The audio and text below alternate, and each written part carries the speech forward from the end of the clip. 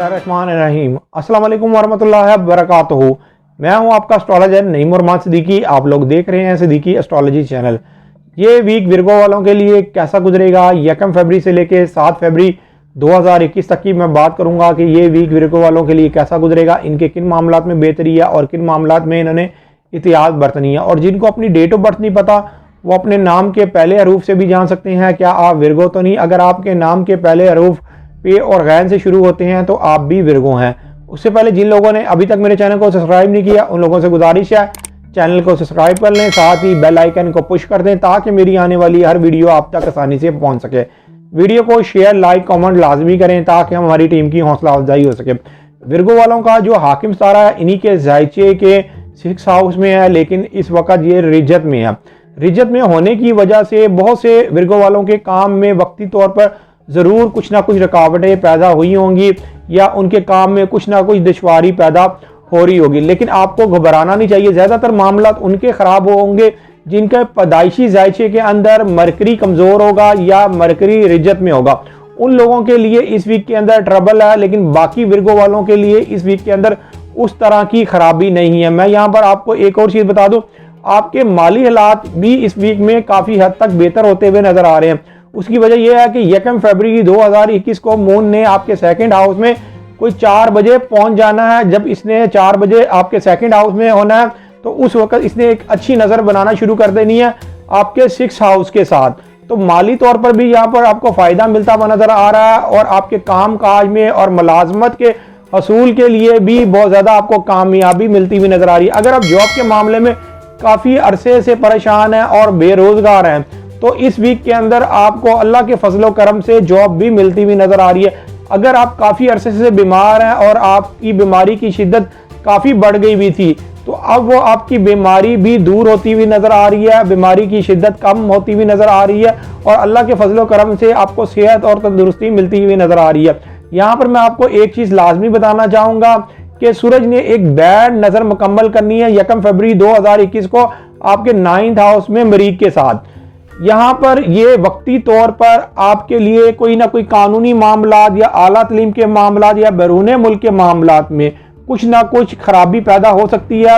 अगर आपके ऊपर कोई कानूनी मामला चल रहा है या आप बैरून मुल्क जाना चाहते हैं या आला तलीम हासिल करना चाहते हैं तो सिर्फ इस वीक को निकाल दें। अगले वीक में अगर आप कोशिश करेंगे तो वो मामला फिर आपके बेहतर होना शुरू होंगे। इस वीक में सूरज ने जो बैड नज़र बना दी है उसकी वजह से इन कामों में ज़रा थोड़ी बहुत मुश्किलात पेश आ सकती हैं। उसकी एक वजह यह भी है कि जब कमर दर अकरब होना है तो कमर दर अकरब जो आपके हर मंथ में 3rd हाउस में होता है, जब कमर दर अकरब होगा तो उस वक्त इसने ज़्यादातर बैड नज़र बनानी है।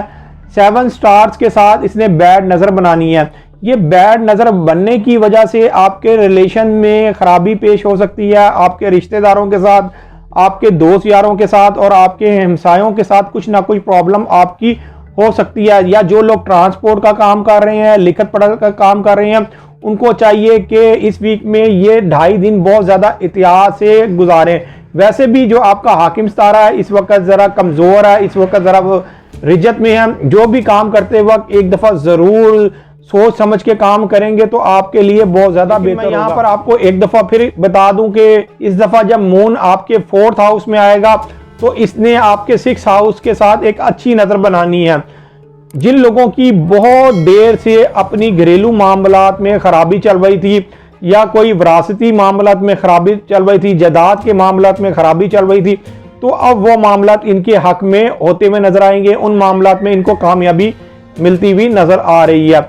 यहाँ पर उन विर्गो वालों के लिए ज़्यादा मुश्किलात पैदा होंगी कि जिनका पैदाइशी स्केच के अंदर मरकरी कमज़ोर होगा। अगर आपका पैदाइशी स्केच के अंदर मरकरी कमज़ोर है तो फिर आप मरकरी की 7 के अंदर किसी भी सब्ज़ कलर की चीज़ का सदका लाजमी दें और कमर दर अकरब होने से पहले भी एक दफ़ा कमर दर अकरब का भी सदका दे दें।